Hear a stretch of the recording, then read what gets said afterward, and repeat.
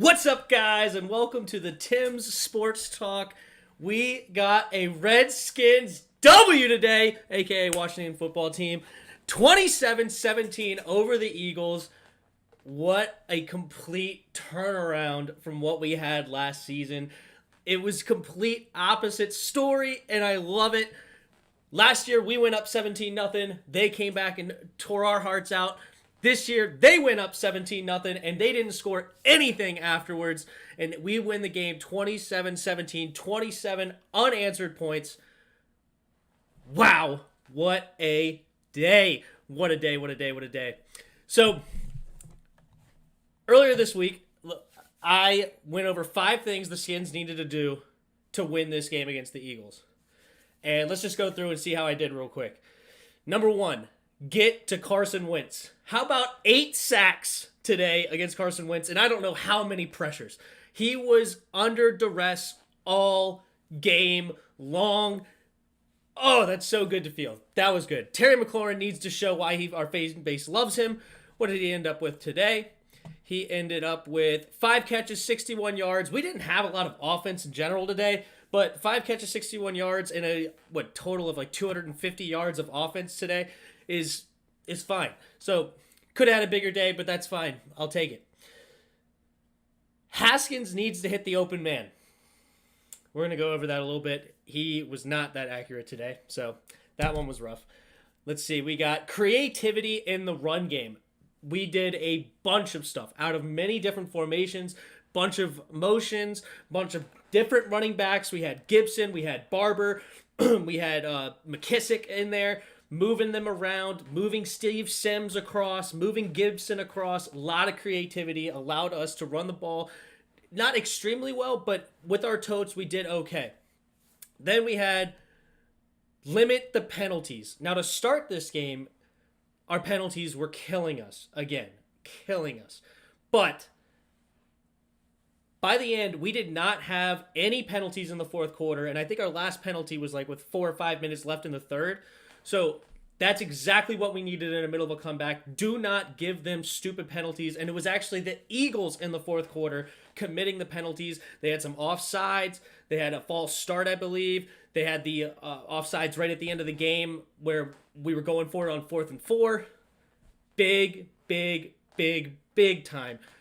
What a day for it. So we're going to go through the game real quick. So to start this game, it did not look pretty. As I said, we went down 17-0. To start the game, they were doing nothing I wanted them to do in my 5 ways to win this game. We had the same play with the same formation, the same motion, and the same run play with Antonio Gibson up the middle to start this game. And it was like for 2 yards the first time and then a negative 3 yards the second time. Terrible, terrible, terrible, terrible.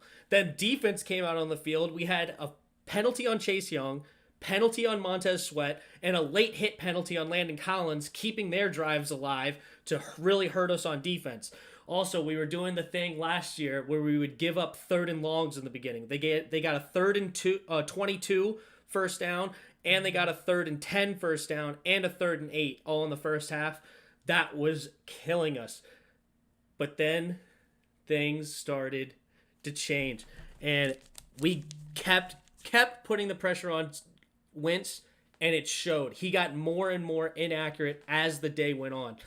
Let's see. I took a bunch of notes throughout the game. And one theme throughout the game was, unfortunately, Haskins was not very accurate. He was missing a lot of people. Just horrible throws. And then throwing it into double coverages sometimes. Throwing it in to, over people's heads. Down on the ground. He was all over the place. He finished the day 17 of 31, 178 yards, and a touchdown. He did not throw any picks, which that's very important. But 17 of 31, I think at one point he was 12 for 24. Early in the game, I think he was like 3 for 11. So as the game went on, he got a little bit better, but it's still disconcerting to me that he needs to be able to hit that open man like my number 3 point.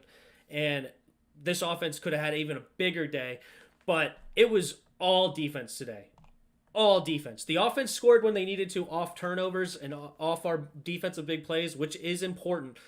But the amount of pressure we got on Wentz, getting off the field on third down in the second half, getting turnovers. We had a couple really nice turnovers. We had a pick from Fabian Moreau first, then we had a pick from Jimmy Moreland, and then we also had a turnover on downs when they went for it, where in years past, if a team went for it on fourth and short, we gave it up at an unbelievable clip. I would say at least 90% of the time, the other team got the first down on fourth down, and I would just dread it. That's like, oh, there goes the offense coming on the field, and we're gonna give it up. Their drive's gonna stay. Not this time. We sent the blitz, and John Bostic got Carson Wentz for like a negative 15-yard play or something like that.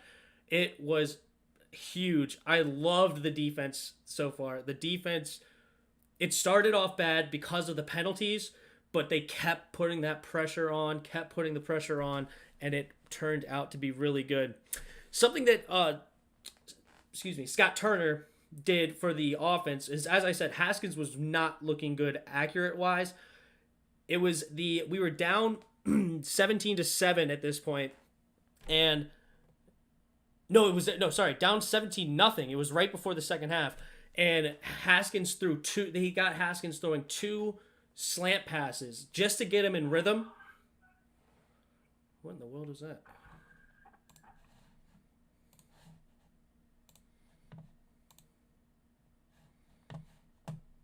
That was very odd. Okay, anyway, but no, he got him into rhythm, and it was very, very, very important because that helped those stats get up there, and because he was not looking good all game. But that drive, we ended up coming back down, scoring a touchdown. I believe it was to who was that touchdown to? Was that Logan Thomas? I think Logan Thomas had. Logan Thomas had that touchdown, and then Peyton Barber came in with the two runs later in the game to give us two more touchdowns. Hopkins also missed a field goal early. We were down 10-3, and he missed a 48-yard field goal. Need to correct that. He did come back and make a 38-yard field goal, but a 48-yard field goal in the NFL needs to be darn near automatic. So hopefully we don't see any more under 50 yards missed by Hopkins throughout the year. I'll give him one more, but we can't be missing under 50 yards. Those have got to be made at a high clip. So hopefully that turns around by the end of it. We did sign that one kicker. I think it was the kicker from Dallas. Maybe he needs to come up, but not yet. I'm not going to make any crazy points. Now, there was another big play in the third quarter where we were down 17-14, and the Eagles had a chance to go up by 6, 20-14. And it was like 3rd and 4, 3rd and 5 from around the 30-yard line, and we end up getting a 12-yard sack to put them back to a 50-yard field goal. And I think it was a 53-yard field goal. Jake Elliott, who has made a 61-yarder in his career, missed it short. It looked right down the middle. And I was like, oh, okay, they made the field goal. We're going to go down 20-14. Nope.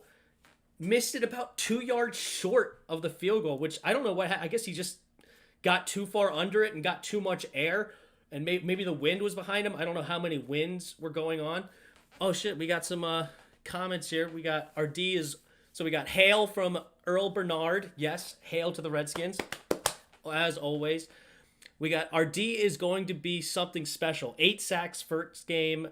I know the Eagles had a really beat up O-line though. Rashad Coker, thank you for your comments. Yes, they did have some problems with their O-line. They lost their left tackle, which Andre Dillard. So that was rough. And I think they also lost a guard throughout the game, I believe. So they had Jason Peters go back out to the left tackle, but it didn't matter because we just kept putting the pressure.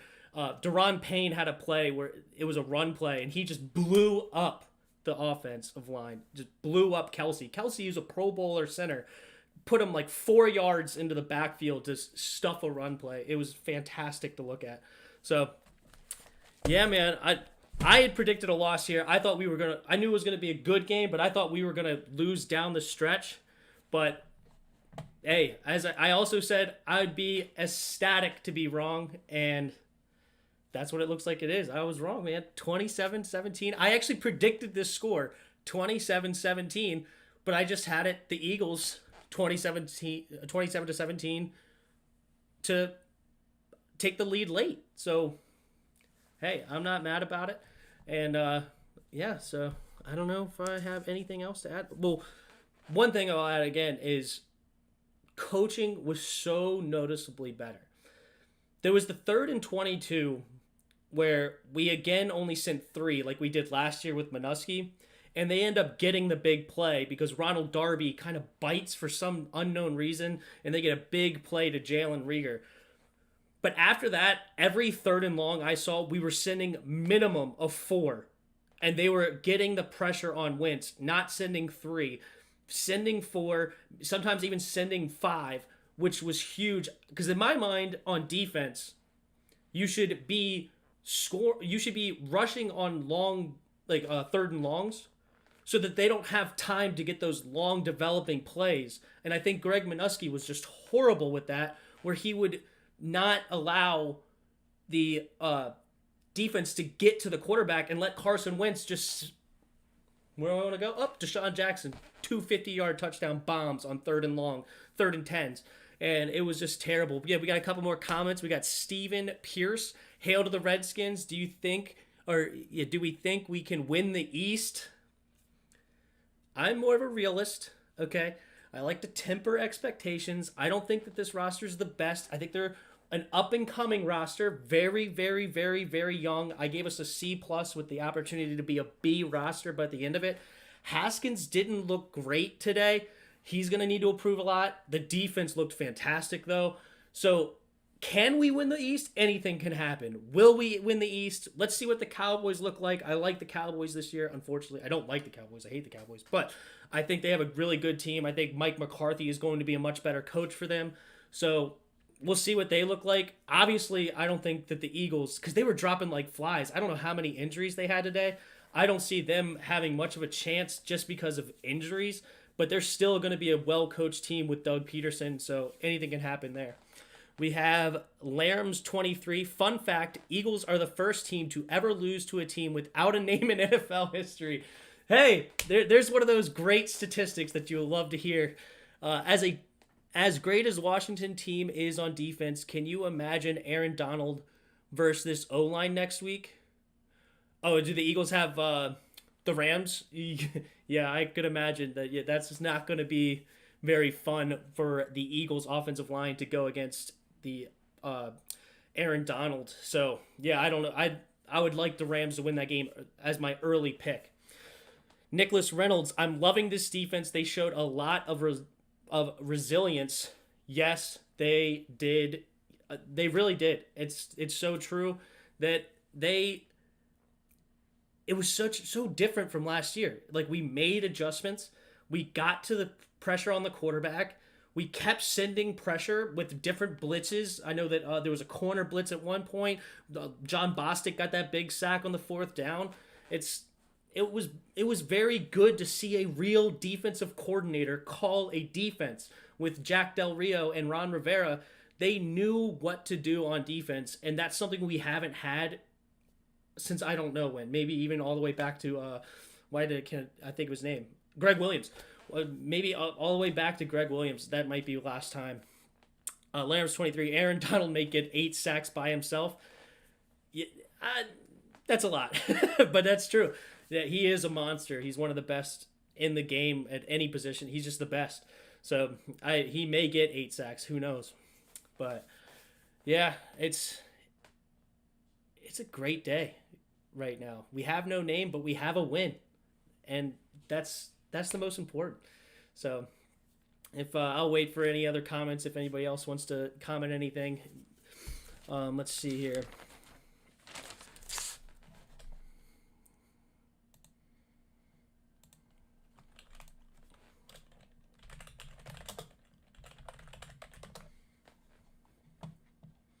Stephen Pierce is already ready for next week.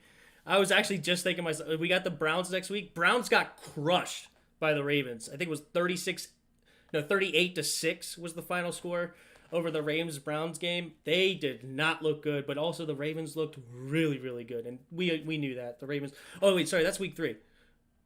The next game is Arizona, which we have not seen yet, to see what they have. They are going to play San Francisco. I believe they might have just started. I think they have the 4 o'clock game, one of the 4 o'clock games. So I like the Cardinals a lot this year, though. They're another young and up-and-coming team. They got my boy from Clemson. Crap, what's his name?